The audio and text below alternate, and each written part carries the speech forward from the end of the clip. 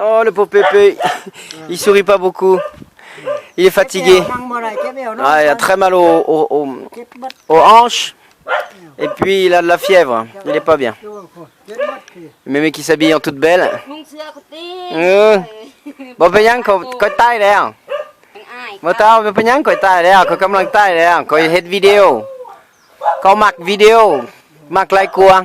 Bẹp năng này. Coi mặc năng cua. Đi cua.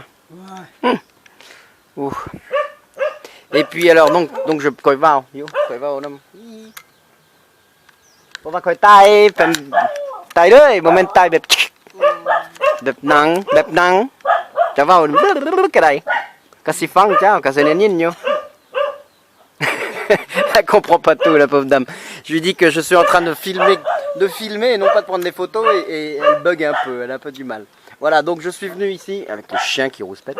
Je suis venu parce que voilà, notre association Loire-Mékong, c'est moi qui prends les décisions certes, mais voilà, les sous c'est pas moi qui suis allé les chercher tout de même. On a donc on a trouvé cette superbe cet outil, c'est extrêmement utile pour les gens qui n'ont ni électricité.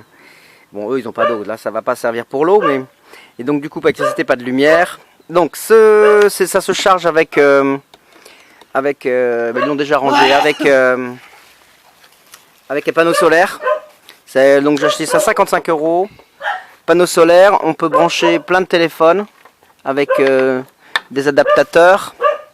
Il y a des adaptateurs, on peut brancher plein de téléphones, donc comme ils en ont, maintenant ils ont 2 téléphones, comme je leur avais aussi ramené des téléphones, et j'en ai fait fabriquer un adaptateur spécial pour leur téléphone, parce que ça c'est un adaptateur qui se fait plus apparemment, parce que c'est des vieux, c'est des Nokia, des choses comme ça, et puis il y a 2 super lampes, donc du coup ça va être très pratique. Hop, je branche, je te montre, tac, voilà. Voilà, il dit, Pépé, il dit, oh, on va mettre qu'une seule lumière, hein, il veut faire des économies. Oui, beau payat kada, et pour va c'est gratuit, le 5 tavernes, le soleil, il est gratuit, ça va. Et hop, voilà. Et sinon, il y a aussi, pour Pépé, ça l'amuse bien, il y a une radio derrière. Donc là, voilà, bon, il y a 2 stations, parce que Laos, il a il y a que 2 stations, en tout cas au sud du Laos. Mais bon, c'est déjà pas mal, hein. C'est peut-être intéressant. Alors je leur demande si ça leur plaît, mais ils verront ça ce soir en vrai. Parce que c'est surtout la lumière, je pense, qui va leur plaire.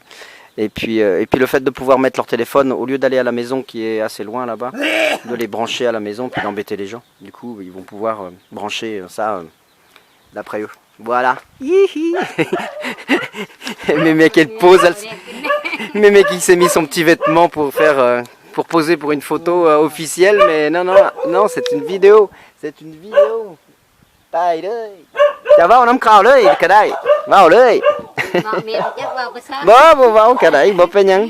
Tu peux lui parler, tu peux leur parler là, il y a des gens qui sont au bout. Pas là maintenant, mais bon, quand je le mettrai à disposition. Voilà, on va juste faire un tour, il y a les chiens qui gueulent. On va juste faire un tour. Tac noi. Qu'est-ce que donc voilà. Donc ils arrivent, hop, ils habitent un bel endroit. Moi c'est une maison qui était en construction, qui malheureusement est attaquée par les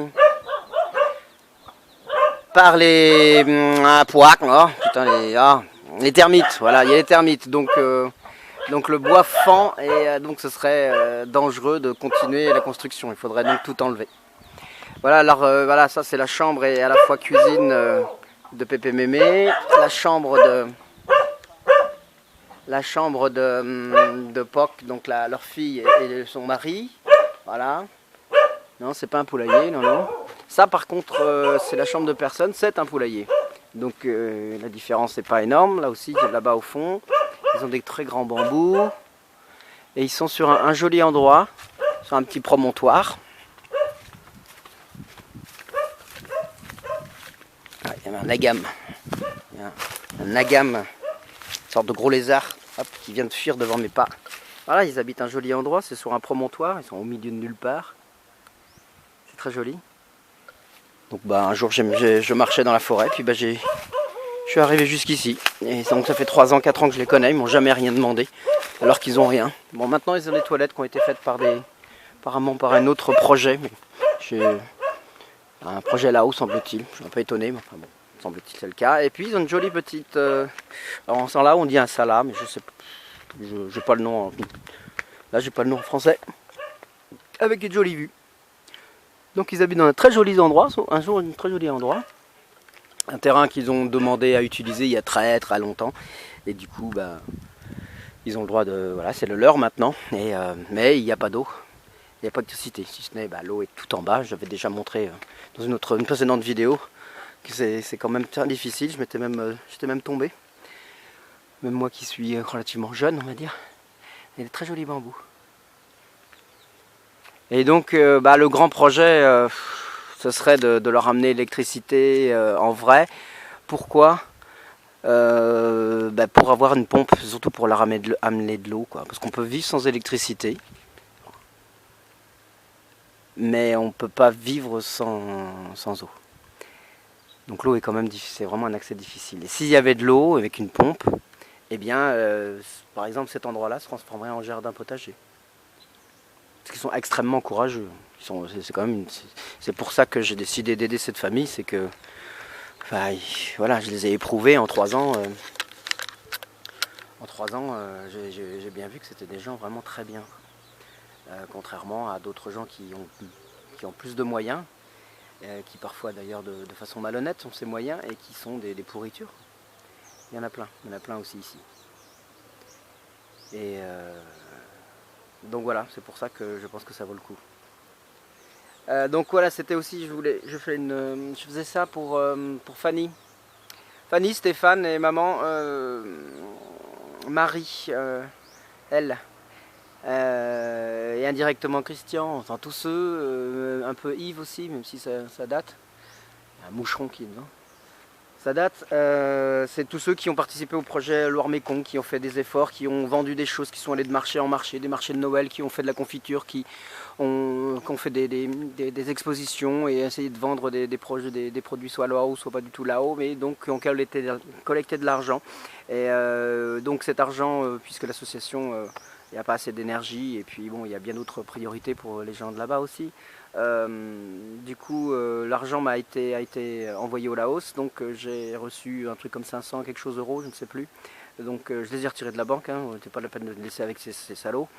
Et donc ils sont toujours dans une pièce sécurisée chez nous. Et petit à petit, donc lorsque j'identifie un besoin et que c'est faisable au niveau de l'argent, bah, alors voilà, je pioche dans ce truc-là. Donc il y a aussi, donc cette famille-là, parfois, je leur laisse 50 000 kips, donc 5 euros, de temps en temps, lorsque je vois bien que c'est quand même pas si évident, parce qu'eux, ils survivent vraiment de la nature, et la nature, elle est difficile voilà, elle est hostile, comme dirait Jérôme, la nature est hostile.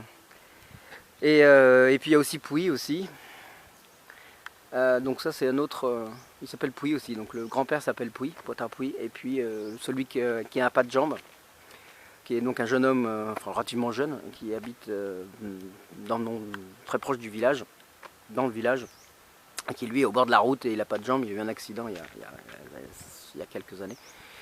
Et donc lui aussi, voilà, j'ai essayé de lui parler, essayer de voir un petit peu qu'il pourrait avoir des besoins. Alors je dépense pas les sous comme ça, je les balance pas en fait, j'essaie de faire des appels à des dons avant. Si jamais je vois qu'il y a un truc qui pourrait être intéressant, donc par exemple là il y avait des téléphones, il y avait des besoins de téléphone, donc j'avais fait une petite demande et puis ça a répondu. Donc on a eu suffisamment de téléphones pour pouvoir que ces gens-là qui créent des contacts avec d'autres gens, quoi, avec leurs parents par exemple ou leur famille, leur ouvrir les horizons. Et puis, je vais m'installer là. Hop. Et ça y est, j'ai perdu le fil. Ouais. Et donc, par exemple, Mati, qui habite ici, qui est un Suisse qui habite ici, lui à Pouy, au jeune Pouy, il lui a donné un téléphone bien costaud et qui, en plus, il y a de la musique dedans. C'est pas les téléphones smartphones. Mais il a des écouteurs, donc du coup, ouais, ça, depuis quelques mois, moi j'ai quand même bien vu son visage que ça a changé, quoi. Il est un petit peu plus content. Sauf que dernièrement, je suis arrêté parce que je ne l'avais pas vu pendant une semaine, il n'était pas au bord de la route, donc tant mieux, peut-être qu'il a été contacté par une équipe de basket handicap je leur avais dit, ben voilà, il y a lui qui est là, est-ce que vous pourriez voir si... Et je pensais qu'il était parti peut-être avec des nouveaux amis, avec des nouvelles activités, mais semble-t-il non, et on lui aurait dit dans le village qu'il fallait qu'il cesse d'être au bord de la route comme ça. Donc on cache la misère, montrer les grosses voitures, les énormes voitures à 40-50 000 euros, mais cacher la misère. Bon, parfois il y est quand même. Hein. Et qu'il avait dû faire 1 kilomètre avec son fauteuil roulant pour aller au temple, parce qu'au temple ils offrent à manger, surtout en ce moment, puisque c'est le grand moine qui est décédé, donc pendant 1 mois il y a des soupers qui sont proposés, et puis donc voilà. Voilà les nouvelles pour Puy. Donc parfois je lui donne aussi, je lui dis ah bah tiens, il y a quelqu'un qui m'a donné 5 euros pour toi, enfin 50 000 kits, 5 euros. Voilà, le téléphone ça s'était fait. Et puis on est allé, je l'ai emmené aussi une journée, je l'ai emmené avec un tuk-tuk, on est allé dans Paxé pour aller voir les différents endroits qui s'occupent des handicapés ici. Donc il y en a qui proposent des formations. Mais il est un petit peu gougou quand même, il a été bien attaqué, un accident c'est un truc électrique, et ça lui a coûté donc une partie de sa peau est brûlée, 2 jambes et une partie un peu de sa tête aussi, semble-t-il. Et puis ça faisait 7 ans qu'il n'était jamais sorti de nulle part, quoi. Qu'il avait pas, voilà, il faisait maison bord de la route pendant 7 ans. Donc voilà, on était allé à l'hôpital aussi. Donc pour les formations, donc les formations, bon, les cartes sont un peu entre ses mains hein, maintenant. Hein, c'est à lui de voir s'il veut faire quelque chose de sa vie. Et puis à l'hôpital, j'ai fait une demande, on a fait une demande pour un véhicule. C'est comme un vélo mais qui a un tricycle et on peut l'actionner avec la main. Donc on pédale avec la main. Il y en a quelques-unes, on en voit ici, il y a quelques personnes comme ça, des personnes âgées parfois qui se déplacent comme ça. Donc c'est en attente. Hein. La dernière fois que je suis allé, il y a 2 semaines, j'y suis allé pour savoir où est-ce que c'en était le dossier. Il m'a dit ah bon, on ne l'a pas encore envoyé parce que ça coûte l'argent d'envoyer par la poste à Vientiane. Donc on attend d'avoir plein de gens. On le fait qu'une fois par mois. Bon. Donc du coup la demande, maintenant elle est peut-être à Vientiane, et puis après le temps que ça se bouge là-bas, est-ce qu'il sera prioritaire aussi Voilà, donc il faut essayer de faire avec les conditions locales, et avec le fait que ma cagnotte elle est pas, c'est une petite cagnotte, que les gens ils doivent aussi se débrouiller par eux-mêmes. L'assistanat c'est certainement pas, ça n'aide pas au final. Et donc voilà. Puis avec la bonne volonté, quoi. La bonne volonté des gens. Tout ce qui est orange au fond, puis il y a un bruit de camion, c'est que c'est la réserve de terre de la ville qui est pillée depuis 2 ans, avec des centaines de camions par semaine qui vont remblayer la ville de Paxé, qui vont remblayer le remblai du bord du Mékong et du bord de Cédonne. Mais comme c'est joli quand même ici. S'il n'y avait pas le camion, c'est hyper silencieux. Évidemment, quand tu n'as pas l'électricité, tu ne peux pas mettre la musique. Et c'est très calme et c'est très joli. Donc voilà. Et voilà, on va repartir avec les chiens. Oh, le soleil. Il doit être 16h, donc c'est un soleil de 15h30, je pense. Voilà, on va retourner avec les chiens. Alors ils ont 5 ou 6 chiens et ils sont toujours bavards. Hein. Ils ne me reconnaissent toujours pas, alors que je suis venu déjà 50 fois. Alors mais bon, ma tête n'est pas très intéressante, ça c'est sûr, mais regardez-moi ça. Enfin, je suis désolé, le téléphone c'est un tout petit cadre. Hein. Ça, c'est pas le téléphone, c'est un appareil photo, c'est un tout petit cadre. Mais, il faudrait des grands angles pour se rendre compte. Enfin, c'est quand même mignon. C'est l'indigence, mais il y a quelque chose de mignon, il y a quelque chose de doux. Alors, maintenant il y a la maladie qui vient aussi. Le pépé il est bien cassé quand même. Voilà. Voilà. Bon a priori j'ai rien d'autre à dire là tout de suite. Voilà, je pense que j'ai fait le tour de du point sur les bonnes œuvres de Loire-Mékong.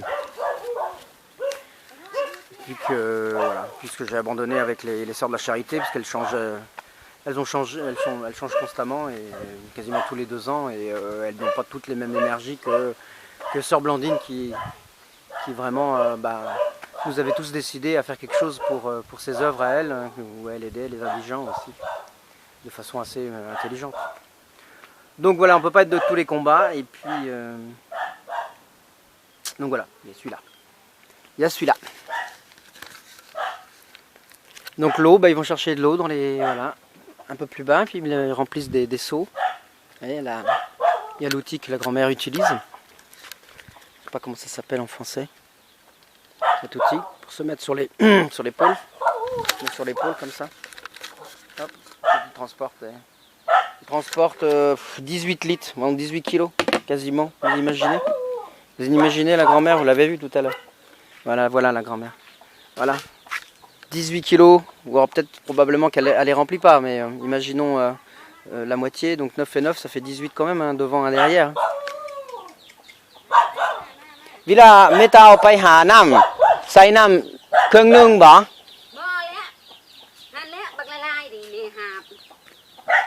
Temบ่ยังจักหน่อยนี่ใส่แบบนี้บ่ใส่เต็มบ่แล้วก็ขึ้นได้อยู่บ่ Ah non, elle met tout. Elle met tout. Elle est remplie. Det var man nak si tiny men 17 kilos. Donc c'est un sac de ciment. C'est l'équivalent d'un sac de ciment, 18 litres multiplié par 2.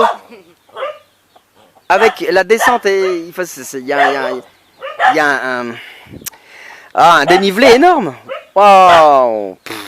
Man nak t'es.